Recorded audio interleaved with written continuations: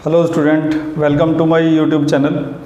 मैं आपसे बस केवल इतना कहना चाहता हूं कि आप किसी भी वीडियो को जब देखते हैं तो शुरू से एंड तक पूरा देखा करें ध्यान से, ताकि चीज़ें आपको अच्छी तरह समझ में आ जाएं। क्योंकि अगर बीच में कुछ भी छूट जाता है थोड़ा सा भी, तो उससे क्या है कि उस टॉपिक की जो अंडरस्टैंडिंग है वो अच्छी तरह से हो नहीं पाती। ठीक है, इसलिए इस वीडियो को भी पूरा ध्यान से देखिएगा शुरू से एंड तक।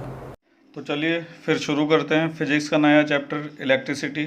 और सबसे पहले ये समझ लेते हैं कि ये जो फर्स्ट पैराग्राफ है इसमें क्या क्या इंपॉर्टेंट बातें हमें इलेक्ट्रिसिटी के बारे में बताई गई हैं। ठीक है, तो हमारी बुक का जो फर्स्ट पैराग्राफ है उसमें जो सबसे पहली लाइन लिखी हुई है वो ये है कि electricity has an important role in modern society. Modern society मतलब आजकल की सोसाइटी, या फिर ऐसा कह सकते हैं कि पिछले 50 साल से लेकर अब तक की जो सोसाइटी है उसे मॉडर्न सोसाइटी ही कहा जाएगा। तो इलेक्ट्रिसिटी का मॉडर्न सोसाइटी में बड़ा ही इम्पोर्टेंट रोल है। आप इसको इस तरह से समझ सकते हैं कि अगर आज से 50 साल पहले की दुनिया को आप देखें तो उसमें इलेक्ट्रिसिटी का इतना ज़्यादा रोल नहीं था। पुराने ज़माने की अगर बात करें तो पुराने ज़माने में कपड़े जो हैं वो हाथ से धोए जाते थे, उसके लिए वॉशिंग मशीन की ज़रूरत नहीं पड़ती थी। और आप अच्छी तरह से जानते होंगे कि वॉशिंग मशीन जो है वो किससे रन करती है, इलेक्ट्रिसिटी से रन करती है। इसके अलावा पुराने ज़माने में पानी ठंडा करने के लिए मटके का इस्तेमाल किया जाता था, लेकिन आजकल हम पानी फ्रिज से ठंडा करते हैं। फ्रिज किससे चलता है? इलेक्ट्रिसिटी से चलता है। इसके अलावा पुराने ज़माने के जो हॉस्पिटल्स होते थे या फिर और भी चीज़ें होती थी, स्कूल्स होते थे, उनमें इलेक्ट्रिसिटी की कोई ज़रूरत नहीं होती थी। स्कूलों में जो रूम्स होते थे वो बड़े बड़े होते थे, उनमें बड़ी बड़ी विंडोज़ लगी रहती थी ताकि सूरज की रोशनी अंदर तक पहुंच सके और हवा भी आसानी से अंदर आ सके। तो ऐसे कमरों में इलेक्ट्रिसिटी की कोई ज़रूरत नहीं पड़ती थी। उन कमरों की छतें काफ़ी ऊंची होती थी जिससे कमरे जो है वो ठंडे रहा करते थे। तो कहने का मतलब ये है कि पुराने ज़माने में इलेक्ट्रिसिटी का इतना ज़्यादा रोल नहीं था। अभी भी अगर आप रूरल इंडिया में चले जाएं तो आपको पता चलेगा कि वहाँ पर इलेक्ट्रिसिटी का कोई ख़ास इस्तेमाल नहीं देखने को मिलता। आप पानी के बारे में समझ सकते हैं। पानी जब निकाला जाता है हैंडपम्प से, पहले पुराने ज़माने में हैंडपम्प से पानी निकाला जाता था तो उसमें कोई इलेक्ट्रिसिटी की ज़रूरत नहीं पड़ती थी। लेकिन आजकल जब आप पानी निकालते हैं तो उसके लिए आप मोटर का इस्तेमाल करते हैं या फिर समरसिबल का इस्तेमाल करते हैं, और दोनों के लिए ही किसकी ज़रूरत पड़ती है? इलेक्ट्रिसिटी की ज़रूरत पड़ती है। कहने का मतलब ये है कि मॉडर्न सोसाइटी में इलेक्ट्रिसिटी का बड़ा ही इम्पोर्टेंट रोल है। इसके बिना मॉडर्न सोसाइटी की कल्पना भी नहीं की जा सकती। आगे बढ़ते हैं। It is a controllable and convenient source of energy. ये जो है इलेक्ट्रिसिटी वो एनर्जी का कैसा सोर्स है? कंट्रोलेबल है। कंट्रोलेबल मतलब जिसे आसानी से कंट्रोल किया जा सकता है। मान लीजिए कि आपके घर में कहीं बल्ब जला हुआ है और बल्ब आप बंद करना चाहते हैं तो आप क्या करेंगे? सिर्फ स्विच को ऑफ कर देंगे। ठीक है, बल्ब को जलाना चाहते हैं तो स्विच को ऑन कर दें।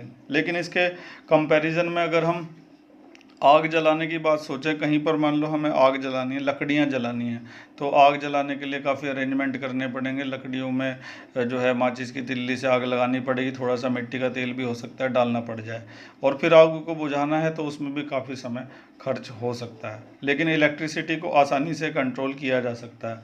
यहाँ तक कि कम या ज़्यादा इलेक्ट्रिसिटी भी हम भेज सकते हैं। जैसे कि मान लो पंखे की स्पीड को बढ़ाना या घटाना है तो उसके लिए क्या होता है? रेगुलेटर होता है। यानी कि इलेक्ट्रिसिटी को आसानी से क्या किया जा सकता है? कंट्रोल किया जा सकता है। ये एनर्जी का एक ऐसा सोर्स है जिसको आप आसानी से क्या कर सकते हैं? कंट्रोल कर सकते हैं। और ये एनर्जी का कन्वीनियंट सोर्स भी है। कन्वीनियंट का मतलब है कि इलेक्ट्रिसिटी को एक जगह से दूसरी जगह तक पहुंचाना बड़ा ही आसान होता है। मान लो कि आपको दिल्ली और मुंबई के बीच में इलेक्ट्रिसिटी की सप्लाई करनी है तो आपको सबसे पहले ट्रांसमिशन लाइनें खींचनी पड़ेंगी, खंभों पर तार लगाने पड़ेंगे, और एक बार अगर खंभों पर तार लग गए फिर दिल्ली से मुंबई इलेक्ट्रिसिटी को जाने में 1 सेकंड से भी कम समय लगेगा। आप यहाँ से स्विच ऑन करेंगे और इलेक्ट्रिसिटी जो है वो दिल्ली से मुंबई पहुँच जाएगी। जहाँ पर भी इलेक्ट्रिसिटी बनती है, जो भी हाइड्रो पावर प्लांट होते हैं या फिर थर्मल पावर प्लांट होते हैं, वहाँ से देश के कोने कोने में इलेक्ट्रिसिटी को आसानी से 1 सेकंड से भी कम समय में पहुँचा दिया जाता है, क्योंकि इलेक्ट्रिसिटी बड़ी फास्ट ट्रैवल करती है। तो अगर उसके बजाय एनर्जी के किसी दूसरे सोर्स की बात करें, जैसे कि कोल होता है, कोयला, कोयला को अगर आप एक जगह से दूसरी जगह पहुंचाना चाहते हैं तो उसके लिए आपको कोयले को ट्रेन में भरना पड़ेगा, और ट्रेन में भरने के बाद वो लंबी दूरी तय करेगी ट्रेन, 2 या 3 दिन में कोयला अपने डेस्टिनेशन तक पहुंच पाएगा। ठीक है, तो इसीलिए इलेक्ट्रिसिटी को कहा गया है कि वो एनर्जी का कैसा सोर्स है, कन्वीनियंट सोर्स है। तो आप समझ गए होंगे कि इलेक्ट्रिसिटी एनर्जी का एक ऐसा सोर्स है जिसको आसानी से कंट्रोल किया जा सकता है और आसानी से एक जगह से दूसरी जगह तक भेजा जा सकता है। इसके अलावा इस चैप्टर में जो हम चीज़ें पढ़ेंगे उसके कुछ इंपॉर्टेंट पॉइंट यहाँ पर लिखे हुए हैं। किन सवालों के जवाब हम जानना चाहेंगे इस चैप्टर के अंदर। पहला सवाल, व्हाट कंस्टिट्यूट इलेक्ट्रिसिटी।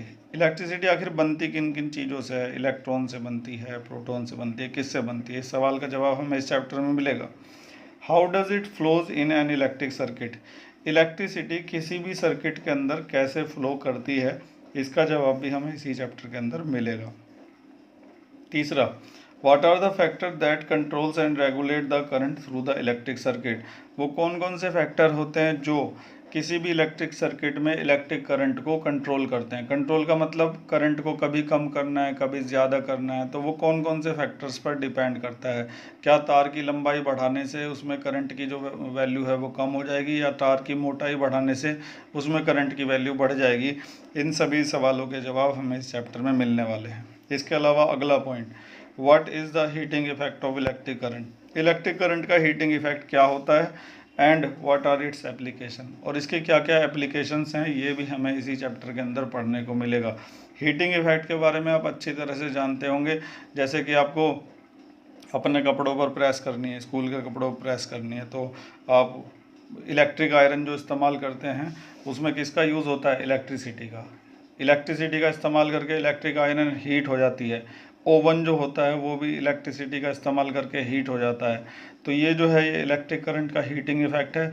इससे हमें फ़ायदे और नुकसान दोनों ही होते हैं, उनके बारे में भी हम इस चैप्टर में पढ़ने वाले हैं। तो इस तरह से पहला जो पैराग्राफ था उसमें जितनी भी जानकारी की बातें दी गई थी वो हमने पढ़ ली हैं। अब हम जा रहे हैं अगले पैराग्राफ में। काफ़ी बड़ा पैराग्राफ है, लेकिन इससे हमें बहुत सारी इंपॉर्टेंट चीज़ें पता चलेंगी, जैसे कि इलेक्ट्रिक सर्किट क्या होता है, स्विच क्या होता है, इलेक्ट्रिक करंट क्या होता है। तो इसके भी जो इम्पोर्टेंट नोट्स हैं मैं लिख देता हूँ और फिर आपको समझा देता हूँ। चलिए खैर, इसके बाद जो हम दूसरा पैराग्राफ पढ़ रहे हैं अपनी बुक का, उसमें सबसे पहली जो चीज़ हमें बताई गई है वो है इलेक्ट्रिक करंट क्या होता है। इसको समझने की कोशिश करते हैं। आप सभी ने एयर करंट के बारे में सुना होगा, जिन्होंने नहीं सुना उनको मैं बता देता हूँ।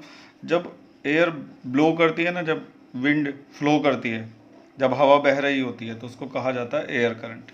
इसी तरह से अगर किसी नदी के अंदर या किसी स्ट्रीम के अंदर पानी बह रहा है तो उसे कहा जाता है वाटर करंट। इसी तरह से अगर किसी सर्किट के अंदर चार्ज बह रहा है, चार्ज का फ्लो हो रहा है, तो उसे क्या कहा जाता है, इलेक्ट्रिक करंट। उम्मीद है कि इलेक्ट्रिक करंट समझ गए होंगे। जैसे एयर का फ्लो होता है तो उसे एयर करंट कहते हैं, वाटर का फ्लो होता है तो उसको वाटर करंट कहते हैं। इसी तरह से किसी सर्किट में अगर चार्ज का फ्लो होता है तो उसे क्या कहा जाता है, इलेक्ट्रिक करंट। ये खाली आपको समझाने के लिए है, ये इलेक्ट्रिक करंट की डेफिनेशन नहीं है, फॉर्मल डेफिनेशन नहीं है, ये केवल आपको समझाने के लिए लिखा हुआ है। If the electric charge flows through a conductor, किसी भी कंडक्टर के अंदर अगर चार्ज का फ्लो हो रहा है तो हम क्या कहेंगे, we say that there is an electric current in the conductor. हम कहेंगे कि कंडक्टर के अंदर क्या आ गया है, इलेक्ट्रिक करंट आ गया। तो किसी भी कंडक्टर के अंदर अगर चार्ज का फ्लो होता है, कौन से चार्ज का, इलेक्ट्रिक चार्ज का, तो हम कहेंगे कि कंडक्टर के अंदर क्या आ चुका है, इलेक्ट्रिक करंट आ चुका है।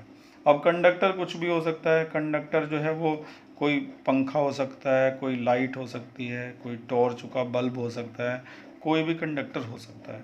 तो उम्मीद है कि इलेक्ट्रिक करंट क्या होता है ये समझ में आ गया होगा, लेकिन अभी हम डेफिनेशन नहीं पढ़ रहे हैं इलेक्ट्रिक करंट की, केवल समझ रहे हैं उसको। पढ़ते हैं आगे। इलेक्ट्रिक करंट को समझने के बाद अगली जो डेफिनेशन आती है वो किसकी आती है, स्विच की। ये सब 8th क्लास की डेफिनेशन है, 8th में हमने पढ़ी थी। स्विच क्या होता है, इलेक्ट्रिक सर्किट क्या होता है, वो सब अभी हम खाली उनको रिवाइज कर रहे हैं। तो स्विच होता क्या है, वैसे तो आपको पता है। अगर आपको घर में कहा जाए कि भैया वो स्विच ज़रा दबा देना, तो आप आराम से समझ जाएंगे कि कौन सा स्विच दबाना है। ठीक है, स्विच हमारे घरों में होते हैं ऑन ऑफ वाले जो स्विच होते हैं। मान लो हमें बल्ब जलाना है तो ऑन कर देंगे, और बल्ब को बुझाना है तो ऑफ़ कर देंगे। पंखा चलाना है तो स्विच को ऑन कर देंगे, और पंखे को बंद करना है तो स्विच को ऑफ कर देंगे। लेकिन अगर तुमसे कोई घर में ये पूछने लगे डेफिनेशन क्या है स्विच की, तो क्या लिखोगे तुम, तो तुम लिखोगे a switch is a conducting link between cell and the bulb. Cell के और बल्ब के बीच में जो लिंक होता है उसको स्विच कहा जाता है। ठीक है, तो सेल और बल्ब के बीच में लिंक बनाने का काम कौन करता है? स्विच करता है। तो अगर बल्ब और सेल के बीच में लिंक बन गया तो बल्ब क्या हो जाएगा? ग्लो कर जाएगा, मतलब जल जाएगा। और अगर वो लिंक टूट गया तो बल्ब क्या होगा? बुझ जाएगा। तो स्विच जो होता है वो एक तरह का क्या होता है? कंडक्टिंग लिंक होता है। किसके बीच में? सेल और बल्ब के बीच में। इनको आप बदल सकते हैं, बल्ब की जगह फैन ले सकते हैं, सेल की जगह बैटरी ले सकते हैं। ठीक है, इनको चेंज किया जा सकता है। या फिर बल्ब की जगह कुछ भी लिख दो, जैसे कि कंडक्टर लिख दो, और सेल की जगह तो या तो सेल आ सकता है या फिर बैटरी आ सकता है। तो स्विच की डेफिनेशन क्लियर हो गई होगी। अब इस डायग्राम में देख लेते हैं। इस डायग्राम में ये जो आपको दिखाई दे रहा है ये क्या है? बल्ब है। और ये जो आपको दिखाई दे रही है ये क्या है? बैटरी है। ठीक है, तो बैटरी और बल्ब के बीच में लिंक का काम कौन करेगा? स्विच करेगा। ये जो यहाँ पे दिखाई दे रहा है ये क्या है? स्विच है। तो अभी ये क्या है? लिंक टूटा हुआ है। अगर इस लिंक को जोड़ दिया जाए, इसको यहाँ से टच कर दिया जाए तो लिंक जुड़ जाएगा, और लिंक जुड़ते ही बल्ब क्या होगा? जल जाएगा। तो सेल के और बल्ब के बीच का जो लिंक है जिसे हम स्विच कह रहे हैं, जैसे ही हम उसको जोड़ेंगे बल्ब ग्लो करना शुरू कर देगा। तो समझ गए होंगे अब अच्छी तरह से कि स्विच होता क्या है। चलो बढ़ते हैं आगे। चलिए खैर, अब डेफिनेशन आ जाती है किसकी? इलेक्ट्रिक सर्किट की। इलेक्ट्रिक सर्किट क्या होता है आप में से ज़्यादातर लोग पहले से ही जानते होंगे, फिर भी और समझ लीजिए। A continuous and closed path of electric current is called electric circuit. Electric current का कंटिन्यूस और closed path is called electric circuit. Simple. फिर से रिपीट करते हैं। इलेक्ट्रिक करंट का कंटिन्यूस और क्लोज्ड पाथ जो होता है उसको क्या कहा जाता है? इलेक्ट्रिक सर्किट कहा जाता है। इस डायग्राम में देख लेते हैं या ऊपर वाले डायग्राम में देख लेते हैं। ये दोनों के दोनों ही इलेक्ट्रिक सर्किट को रिप्रेजेंट करते हैं। तो इलेक्ट्रिक सर्किट क्या होता है? कंटिन्यूस और क्लोज्ड। क्लोज का मतलब पूरी तरह से बंद, कंटिन्यूस का मतलब अनब्रेकेबल, कहीं भी किसी तरह का ब्रेक नहीं होना चाहिए। ठीक है, तो अगर कहीं कोई ब्रेक नहीं है, बंद है चारों तरफ से, इलेक्ट्रिक करंट का वो रास्ता जो पूरी तरह से बंद है और कंटिन्यूस है, उसी को क्या कहा जाएगा? इलेक्ट्रिक सर्किट कहा जाएगा। तो डेफिनेशन क्लियर हो गई होगी। तो इस पेज पर हमने तीन चीज़ों के बारे में पढ़ा। सबसे पहले हमने समझा कि इलेक्ट्रिक करंट होता क्या है। उसके बाद स्विच के बारे में पढ़ा। स्विच पता तो था ही हमें स्विच क्या होता है, लेकिन उसकी डेफिनेशन क्या होती है वो पढ़ी। और उसके बाद पढ़ा हमने इलेक्ट्रिक सर्किट के बारे में। चलते हैं अगले पेज की ओर। अब हम समझने जा रहे हैं इलेक्ट्रिक करंट की डेफिनेशन। पिछले पेज पर हमने ये तो समझ लिया था कि इलेक्ट्रिक करंट होता क्या है। किसी कंडक्टर के अंदर अगर चार्ज का फ्लो हो रहा है तो उसको क्या कहा जाएगा? इलेक्ट्रिक करंट कहा जाएगा। लेकिन डेफिनेशन क्या होती है? तो डेफिनेशन ये होती है, electric current is expressed by the amount of charge flowing through the particular area in unit time. इसको ढंग से समझिएगा क्योंकि यही डेफिनेशन आपको एग्जाम में लिखनी पड़ती है। आप एग्जाम में वो नहीं लिख सकते जो मैंने पिछले पेज पर समझाया था कि अगर किसी कंडक्टर के अंदर चार्ज का फ्लो हो रहा है तो उसको इलेक्ट्रिक करंट कहा जाएगा, वो नहीं चलेगा, ये चलेगी। ये डेफिनेशन है, तो ध्यान से समझिएगा। Electric current is expressed by the amount of charge flowing through the particular area in unit time. किसी पर्टिकुलर एरिया से जितना भी अमाउंट ऑफ चार्ज फ्लो होगा यूनिट टाइम में उसे क्या कहा जाएगा? इलेक्ट्रिक करंट कहा जाएगा। एक बार फिर से समझते हैं, कई बार समझेंगे, जब तक दिमाग में बैठेगी नहीं तब तक। किसी पर्टिकुलर एरिया से यूनिट टाइम में जितना भी चार्ज फ्लो होगा उसे कहा जाएगा इलेक्ट्रिक करंट। किसी पर्टिकुलर एरिया से यूनिट टाइम में जितना भी चार्ज फ्लो होगा उसे कहा जाएगा इलेक्ट्रिक करंट। पर्टिकुलर एरिया कुछ भी हो सकता है, वो एक स्क्वायर की शेप में भी हो सकता है, इससे फ्लो होने वाला इलेक्ट्रिक करंट। वो सर्कल की शेप में भी हो सकता है। ज़्यादातर जो एरियाज़ होते हैं वो सर्कल की शेप में ही होते हैं, क्योंकि आपने जितनी भी वायर देखी होंगी, मान लो कि ये एक इलेक्ट्रिक वायर है, ऐसे ज़्यादातर इलेक्ट्रिक वायर सिलेंड्रिकल होती हैं, और उनका ये वाला जो एरिया होता है जिसमें से इलेक्ट्रिक करंट फ्लो होता है वो कैसा होता है? सर्कुलर होता है। तो ज़्यादातर एरिया फ्लो होने का जो रास्ता होता है वो कैसा होता है? सर्कुलर होता है। तो किसी पर्टिकुलर एरिया से यूनिट टाइम में, यूनिट टाइम कुछ भी हो सकता है, जैसे कि 1 सेकेंड हो सकता है, या फिर 1 मिनट हो सकता है, या फिर 1 आवर भी हो सकता है। तो किसी पर्टिकुलर एरिया से यूनिट टाइम में जितना भी चार्ज फ्लो होगा उसको क्या कहा जाएगा? इलेक्ट्रिक करंट कहा जाएगा। ठीक है, तो the amount of charge flowing through the particular area in unit time is called electric current. किसी पर्टिकुलर एरिया से यूनिट टाइम में जितना भी चार्ज फ्लो होगा उसे कहा जाएगा क्या, इलेक्ट्रिक करंट। यह है इलेक्ट्रिक करंट की डेफिनेशन। इसके अलावा पेज नंबर 199 जो हम पढ़ रहे हैं एनसीईआरटी का, इस पर एक दो डेफिनेशन और भी लिखी है, उन्हें भी मैं दिखा देता हूँ, लेकिन एग्जाम में जो लिखनी है वो यही वाली है, ध्यान रखना इसका, ठीक है। और डेफिनेशंस भी देख लीजिए। तो इलेक्ट्रिक करंट की एक और डेफिनेशन हमारे सामने है, flow of positive charge is called electric current. ये डेफिनेशन पहले इस्तेमाल की जाती थी पुराने ज़माने में, जब तक इलेक्ट्रॉनों की डिस्कवरी नहीं हुई थी। इलेक्ट्रिक करंट की डिस्कवरी इलेक्ट्रॉन की डिस्कवरी से पहले हो चुकी थी, तब इस डेफिनेशन का इस्तेमाल किया जाता था। इसके according flow of positive charge is called electric current. अगर किसी कंडक्टर के अंदर पॉजिटिव चार्ज का फ्लो हो रहा है तो उसको क्या कहा जाएगा, इलेक्ट्रिक करंट कहा जाएगा, ठीक है। लेकिन अब ये नहीं चलती, अब यही वाली आपको लिखनी पड़ेगी जो ऊपर समझाई गई थी। कुछ और इम्पोर्टेंट पॉइंट भी हैं जिनको ध्यान रखना ज़रूरी है, जैसे the direction of flow positive charge was taken to be the direction of electric current. पहले क्या होता था, इलेक्ट्रिक करंट की डायरेक्शन कौन सी ली जाती थी, जो पॉजिटिव चार्ज की डायरेक्शन होती थी। मतलब कि पॉजिटिव चार्ज जिस डायरेक्शन में फ्लो हो रहा है, पॉजिटिव चार्ज जिस डायरेक्शन में जा रहा है, समझो इलेक्ट्रिक करंट भी उसी डायरेक्शन में जा रहा है। पहले ऐसा माना जाता था, लेकिन अब conventionally in an electric circuit the direction of electric current is taken opposite to the direction of flow of electron, opposite to the direction of flow of electron. अब ये माना जाता है कि जिस डायरेक्शन में इलेक्ट्रॉन जा रहे होंगे किसी कंडक्टर के अंदर, मान लो कि इलेक्ट्रॉन पे माइनस चार्ज होता है, आप जानते हैं 9th क्लास से। अगर इलेक्ट्रॉन इस डायरेक्शन में जा रहे होंगे तो चार्ज जो है ना वो जा रहा होगा उसके अपोजिट डायरेक्शन में, ठीक है। अब ये माना जाता है। तो फिलहाल इस पेज पर हमने इलेक्ट्रिक करंट की डेफिनेशन को अच्छी तरह समझ लिया, क्या होती है कि यूनिट एरिया से जितना भी चार्ज फ्लो होगा यूनिट टाइम में उसको क्या कहा जाएगा, इलेक्ट्रिक करंट कहा जाएगा। मतलब पर्टिकुलर एरिया से जितना भी चार्ज फ्लो होगा यूनिट टाइम में उसे कहा जाएगा इलेक्ट्रिक करंट। इसके अलावा पुराने ज़माने की डेफिनेशन हमने पढ़ी। इसके अलावा ये भी पढ़ा कि पहले क्या माना जाता था, पहले ये माना जाता था कि जिस डायरेक्शन में पॉजिटिव चार्ज का फ्लो हो रहा है उसी डायरेक्शन में करंट की डायरेक्शन भी है। लेकिन अब क्या माना जाता है कि जिस डायरेक्शन में इलेक्ट्रॉन जा रहे होंगे करंट जो है वो उसके अपोजिट जा रहा होगा, क्योंकि इलेक्ट्रॉन पर कैसा चार्ज होता है, माइनस, और इलेक्ट्रिक करंट कैसा होता है, पॉजिटिव चार्ज। तो जो पॉजिटिव चार्ज है वो नेगेटिव चार्ज वाले इलेक्ट्रॉन के अपोजिट मूव करता है, ठीक है। और आपको ये भी जानना ज़रूरी है कि किसी भी कंडक्टर के अंदर चार्ज का फ्लो कौन करवाते हैं, इलेक्ट्रॉन करवाते हैं। जिधर इलेक्ट्रॉन चलेंगे उसके अपोजिट क्या होगा, चार्ज चलेगा, ठीक है।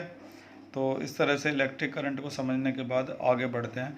ये वाला पेज करीब करीब हमने कंप्लीट कर लिया है। ये आपकी बुक का पेज नंबर 199 है। इसका ये नीचे वाला पैराग्राफ भी हमने पढ़ लिया अच्छी तरह से, और ऊपर वाला पढ़ लिया। अब हम पहुंच रहे हैं अगले पेज की ओर। अब हमारे सामने आ चुका है इस चैप्टर का पहला फार्मूला, I=Q/T। इस चैप्टर में बहुत सारे फार्मूले हैं और उन फार्मूलों का न्यूमेरिकल्स के अंदर बहुत ज़बरदस्त इस्तेमाल होगा, लेकिन फार्मूलों को समझना ज़रूरी होता है, ठीक है।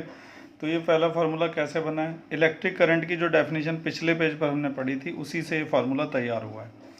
If net charge Q flows across the cross section of a conductor in time t, then the current is given by I=Q/T, ठीक है। अगर किसी कंडक्टर के अंदर Q चार्ज का फ्लो हो रहा है टाइम t में, तो करंट कितना होगा, I=Q/T। यहाँ पर एक शब्द आया क्रॉस सेक्शन। ये क्रॉस सेक्शन क्या चीज़ है, अभी आपको पिछले पेज पर बताया था कि ज़्यादातर कंडक्टर कैसे होते हैं, इस तरह के होते हैं, सिलेंड्रिकल होते हैं। तो उनका ये वाला जो हिस्सा होता है ना, ये वाला, इस एरिया को ही क्या कहा जाता है, एरिया ऑफ क्रॉस सेक्शन कहा जाता है, ये जो गोल गोल होता है, ठीक है। तो अगर चार्ज Q का फ्लो हो रहा है टाइम t में, तो करंट जो है वो क्या आएगा, Q/T, ठीक है। ये करंट निकालने का फार्मूला है जो हम न्यूमेरिकल्स में इस्तेमाल करेंगे। अब बारी आती है यूनिट की। डेफिनेशन इलेक्ट्रिक करंट की पिछले पेज पर पढ़ ली, फार्मूला यहाँ पर पढ़ लिया। अब आएगी किसकी बारी, यूनिट की। इलेक्ट्रिक करंट की यूनिट क्या होती है, तो इसके लिए चार्ज की जो यूनिट होती है वो कूलम्ब होती है, और टाइम की यूनिट होती है सेकंड। चार्ज की यूनिट कूलम्ब और टाइम की यूनिट सेकंड। तो इस तरह से इलेक्ट्रिक करंट की जो यूनिट बनेगी वो क्या बनेगी, C/S या फिर CS-1, ठीक है।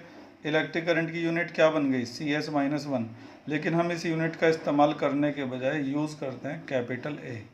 ठीक है, कैपिटल ए जो यूनिट है वो रखी गई है एक famous scientist Andre Marie Ampere के ऑनर में। वो फ्रेंच साइंटिस्ट थी, तो उनके ऑनर में इस यूनिट को रखा गया है। तो इलेक्ट्रिक करंट की जो यूनिट आप इस्तेमाल करेंगे वो ये वाली यूज़ नहीं करेंगे, ये वाली इस्तेमाल करेंगे, एम्पियर। लेकिन इसका भी पता होना चाहिए ये बनती कैसे है। चार्ज की यूनिट कूलम, टाइम की यूनिट सेकंड। तो इस तरह से C/S बनेगा, जिसको हम लिख देंगे CS-1, क्योंकि S ऊपर चला जाएगा। तो ऐसे इलेक्ट्रिक करंट की यूनिट क्या बनी, coulomb per second, coulomb per second. लेकिन हम इस यूनिट का इस्तेमाल करने के बजाय किसका इस्तेमाल करेंगे, एम्पियर का। एंड्रे मैरी एम्पियर साइंटिस्ट के ऑनर में इलेक्ट्रिक करंट की यूनिट को नाम क्या दिया गया है, एम्पियर नाम दिया गया है। तो मुझे लगता है कि इलेक्ट्रिक करंट के बारे में तीनों चीज़ें क्लियर हो गई होंगी। इसकी डेफिनेशन, इसका फार्मूला और इसकी यूनिट, सब क्लियर हो गया ना। अब यूनिट के ऊपर बोर्ड के पेपर में एक सवाल पूछा जाता है, बड़ा इंपॉर्टेंट। फिजिक्स में ज़्यादातर वो सवाल पूछा जाता है, 9th में भी पूछा गया था। तो वो सवाल मैं यहाँ पे लिखता हूँ, देखिए क्या है। तो वो सवाल जिसकी मैं बात कर रहा था वो ये है कि define the unit of current. Current की जो यूनिट होती है उसको क्या करो, डिफाइन करो। तो करंट की यूनिट अभी अभी हमने जो निकाली है वो क्या है, एम्पियर है। इसको डिफाइन करना है। तो डिफाइन देखिए किस तरीके से करेंगे। यहाँ पे मैंने क्वेश्चन लिख दिया है, define the unit of current. अब मैं इसको डिफाइन करने जा रहा हूँ।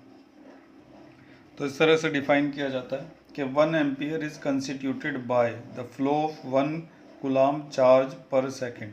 इसको आसान भाषा में आप ऐसे समझिए, जैसे करंट का जो फार्मूला है I = Q/T है। अगर चार्ज हो गया 1 कूलम और टाइम हो गया 1 सेकेंड, तो जो ये निकल कर आएगा, ये कितना आएगा, 1 से 1 कैंसिल हो जाएगा 1 बार, तो 1 एम्पियर निकल कर आ जाएगा और ये यूनिट आ जाएगी, एम्पियर या फिर 1 एम्पियर, बात एक ही है। तो अगर 1 कूलम चार्ज का फ्लो हो रहा होगा 1 सेकेंड में, तो जो इलेक्ट्रिक करंट है वो किसके इक्वल होगा, 1 एम्पियर के। तो जब भी करंट की यूनिट को डिफाइन करने के लिए आएगा एग्जाम में, तो आप ये वाली डेफिनेशन लिखेंगे कि if 1 ampere is constituted by the flow of 1 coulomb charge पर सेकेंड। मतलब 1 कूलम चार्ज अगर 1 सेकेंड में फ्लो हो रहा है तो वो किसके इक्वल हो जाएगा, 1 एम्पियर। तो ये जो 1 वाली डेफिनेशन है, ये इस पूरे चैप्टर में 3-4 डेफिनेशन है। जैसे जैसे टॉपिक बढ़ते जाएंगे हर किसी की 1 वाली डेफिनेशन ज़रूर पूछी जाएगी कि 1 एम्पियर यूनिट को डिफ़ाइन करो, 1 वोल्ट पोटेंशियल डिफरेंस को डिफ़ाइन करो, 1 ओम जो रेजिस्टेंस होता है उसको डिफ़ाइन करो। तो ये यूनिट बार बार आती रहेंगी डिफ़ाइन करने के लिए, इसलिए ज़रूर याद रखिएगा। ठीक है, इलेक्ट्रिक करंट के बारे में कुछ और जानकारी अभी हमें लेनी है, उसको भी देखिए। तो इलेक्ट्रिक करंट की जो यूनिट है एम्पियर, वो काफ़ी बड़ी यूनिट है। हमें कई बार छोटी यूनिट्स का इस्तेमाल भी करना पड़ जाता है, जैसे कि मिली एम्पियर और माइक्रो एम्पियर। ठीक है, अब ये मिली एम्पियर क्या होता है, 1 एम्पियर में 1000 मिली एम्पियर होते हैं। आप ऐसे भी लिख सकते हैं और ऐसे भी लिख सकते हैं, क्योंकि 10वीं में पढ़ रहे हैं तो आपको ऐसे लिखना चाहिए। 1 एम्पियर में 1000 मिली एम्पियर होते हैं, या फिर 10⁻³ मिली एम्पियर। और 1 एम्पियर में माइक्रो एम्पियर कितने होते हैं, ये देख लो कितने हैं, कितने हैं ये, 10 लाख हैं। तो 1 एम्पियर में 10 लाख क्या होते हैं, माइक्रो एम्पियर होते हैं। ऐसे लिखने के बजाय ऐसे लिखना बेटर रहेगा, 10⁻⁶। और इसको ऐसे भी लिखा जा सकता है कि 1 मिली एम्पियर में कितने एम्पियर होते हैं, तो आप लिखेंगे 10⁻³ एम्पियर होते हैं। उल्टा कर दिया, देखो 1 एम्पियर में 10⁻³ मिली एम्पियर होते हैं, लेकिन 1 मिली एम्पियर में एम्पियर कितने होंगे, तो 10⁻³ क्योंकि ये उसके नीचे डिवाइड में चला जाएगा, ऐसा बन जाएगा 1/10⁻³। फिर जब हम इसको ऊपर ले जाएंगे तो 10 की पावर क्या आ जाएगा, -3 आ जाएगा। कई बार हमें इसका इस्तेमाल भी करना पड़ता है कि मिली एम्पियर को एम्पियर में कन्वर्ट करना है, तो हम 10⁻³ से क्या कर देते हैं, मल्टीप्लाई।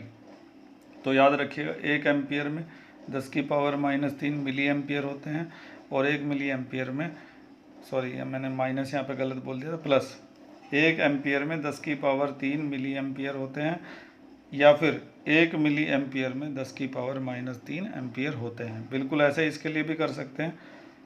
1 माइक्रो एम्पियर जो है वो 10⁻⁻6 एम्पियर के इक्वल होता है।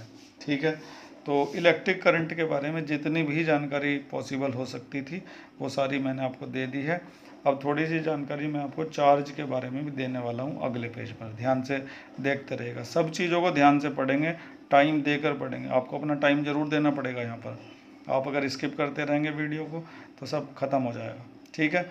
इसलिए पूरा टाइम देकर सब चीज़ों को ध्यान से समझिए। अब हम समझने वाले हैं किसके बारे में, चार्ज के बारे में, अगले पेज पर। तो अभी हमने पिछले पेज पर इलेक्ट्रिक करंट का फॉर्मूला पढ़ा था, I = Q/T। इसमें नीचे वाला तो टाइम होता है, इसे तो आप जानते हैं, लेकिन ऊपर क्या होता है, चार्ज होता है। और चार्ज की जो यूनिट हमने पढ़ी थी वो क्या होती है, कूलम्ब होती है। तो इस चार्ज के बारे में थोड़ा सा डिस्कस कर लेते हैं। तो यहाँ पर मैंने लिख दिया कि 1 कूलम्ब चार्ज जो है, जो जिसकी बात हम ऊपर कर रहे हैं, वो किसके इक्वल होता है, चार्ज कंटेन इन 6 × 10⁻18 इलेक्ट्रॉन्स। ये सब आपकी किताब में लिखा हुआ है, ये सारी जानकारी आपकी किताब में लिखी हुई है कि ये लिखिए, the SI unit of electric charge is coulomb which is equivalent to the charge content nearly 6 × 10⁻18 electron. तो इसको समझने की ज़रूरत है। एक कूलम्ब चार्ज जो होता है वो किसके इक्वल होता है, जितना चार्ज 6 × 10⁻18 इलेक्ट्रॉन्स पर होता है। अब कुछ बच्चों को ये समझ में नहीं आएगा ये क्या है, इसको आसान भाषा में ऐसे समझिए। एक कूलम्ब चार्ज, मान लो मैं ऐसे बोलूँ कि एक कूलम्ब चार्ज होता है जितना 10 इलेक्ट्रॉन पर चार्ज होता है उसके बराबर।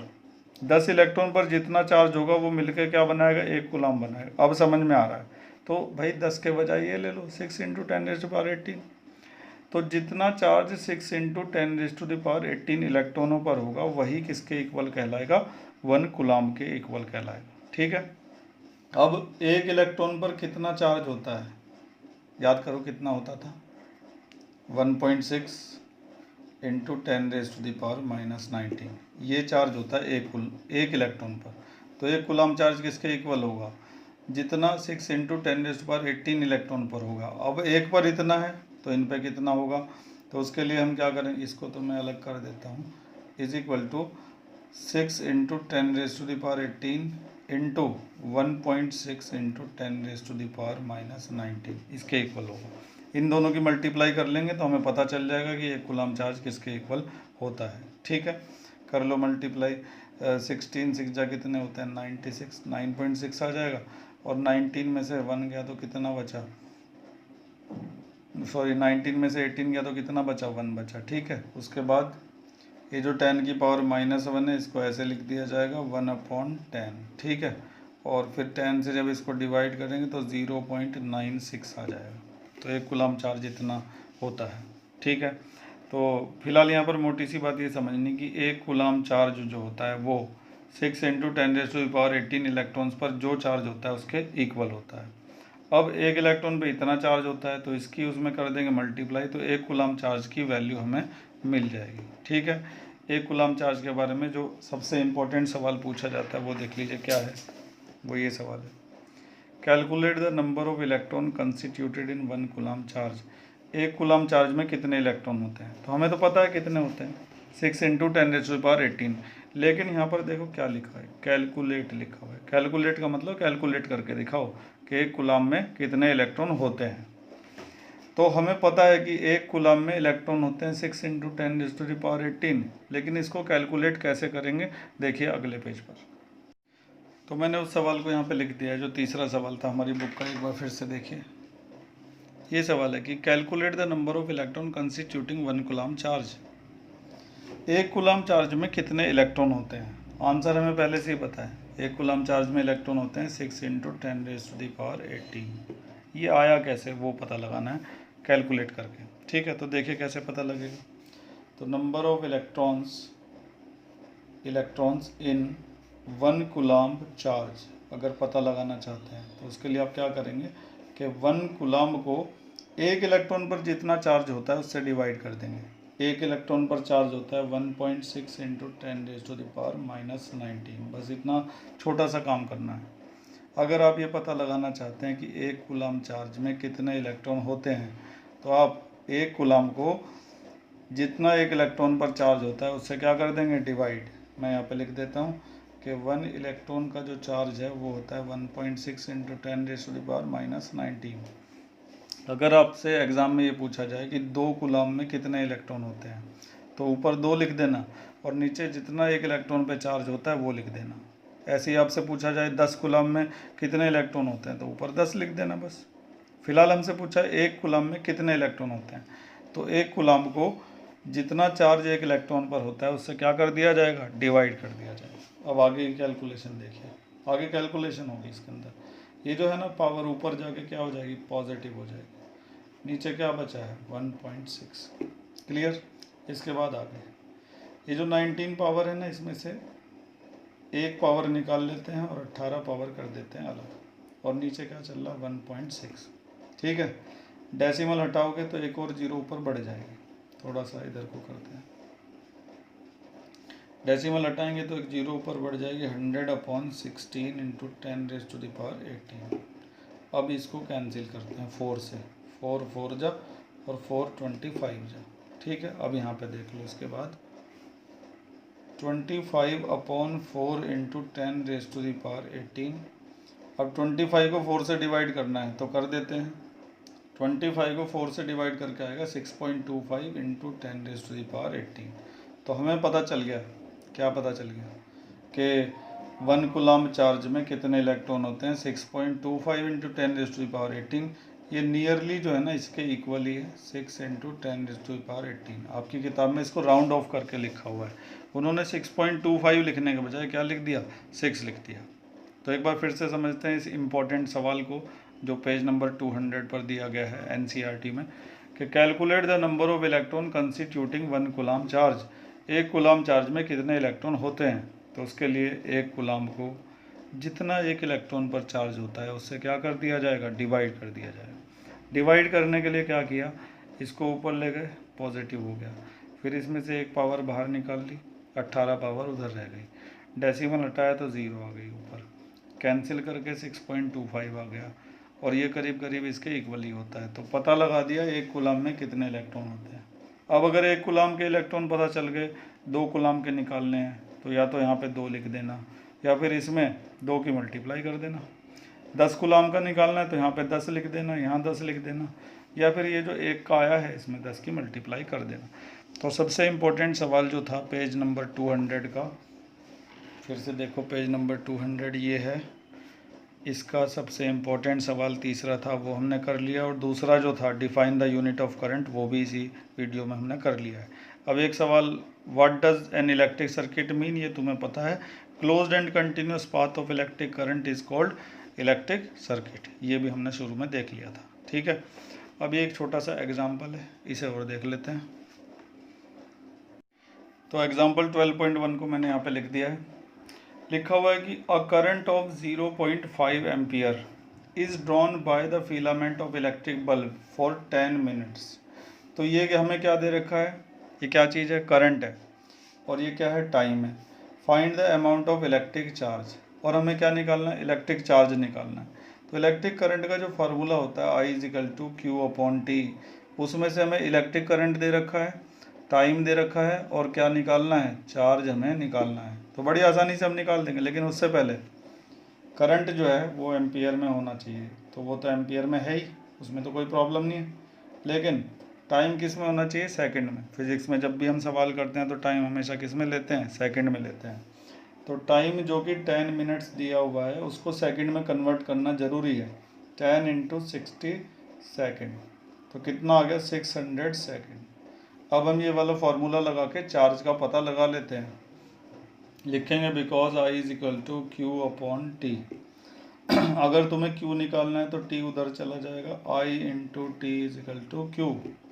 I की जगह क्या लिखोगे, 0.5, और T की जगह क्या लिखोगे, 600 = Q। अब मल्टीप्लाई कर दो, 6 5 जा 30, और 2 0 = Q। और डेसिमल कितने के बाद लगा है, डेसिमल लगा 1 के बाद। ठीक है, अब इधर की तरफ आ जाओ, तो Q कितना आ चुका है, Q आ चुका है 300, और यूनिट क्या होती है, कूलम। ठीक है, तो इस तरीके से इस आसान फार्मूले में 2 चीज़ें हमें दे रखी थी और तीसरी हमने निकाल ली। लेकिन उससे पहले ये ध्यान रखा करो कि करंट हमेशा एम्पियर में होना चाहिए और टाइम हमेशा सेकंड में होना चाहिए। तो एक आसान सवाल हमने निपटा लिया है। इस बीच में आपको ये भी बता देता हूँ कि करंट को मेज़र करने की जो डिवाइस होती है उसको कहा जाता है एमीटर।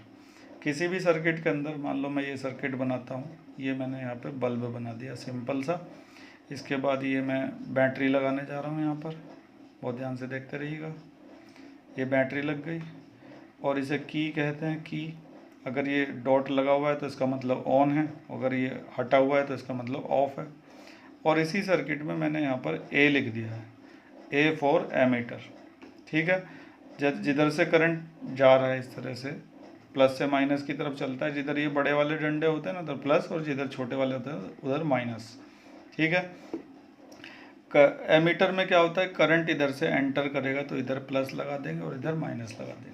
तो इलेक्ट्रिक करंट को जिस डिवाइस से मेज़र किया जाता है, जिस डिवाइस से नापा जाता है, उस डिवाइस को क्या कहते हैं, एमीटर कहते हैं, याद रखिएगा। तो इस तरीके से हमने अपनी बुक के पेज नंबर 199 और 200 पे लिखा हुआ सब कुछ पढ़ लिया है, कुछ नहीं छूटा है। ठीक है, एक बार तुम भी उन पेज को, दोनों पेज को गो थ्रू कर लेना ज़रूर।